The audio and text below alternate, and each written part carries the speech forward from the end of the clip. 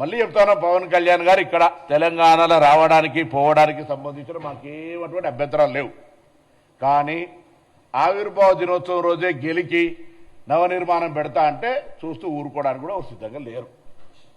మా అయ్య జాగిరే నీ అయ్య జాగిరి కాదు అని స్పష్టంగా ఒక మాటకు చెప్పడానికి, తెలంగాణ ప్రజల ఆకాంక్షకు అనుగుణంగా ఏర్పడ్డదని చెప్పడానికి, ఈ తెలంగాణ ఆంధ్రప్రదేశ్ ప్రజలకు ఎప్పుడు కూడా స్వాగతం చెప్తుంది, ఎప్పుడు కూడా మేము వ్యతిరేకం కాదని చెప్పడానికి, ఇది ప్రజాస్వామ్యంలోనే ఉన్నామని చెప్పడానికి, ఆఖరికి పవన్ కళ్యాణ్ గారు ఎక్కడి దాకా దిగిపోయారు, అంబేద్కర్ గారు అంటే రాజ్యాంగాన్ని రచించినటువంటి వ్యక్తి విగ్రహాలకు సంబంధించి ప్రస్తావన తెచ్చేంత ధైర్యం చేస్తా ఉండే ఇలా అహంకారం.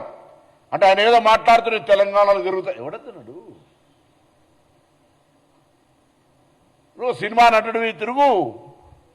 ఇలా ఇటువంటి మాటలు మాట్లాడేటువంటి ప్రయత్నం జరగద్దని చెప్పి కోరుతూ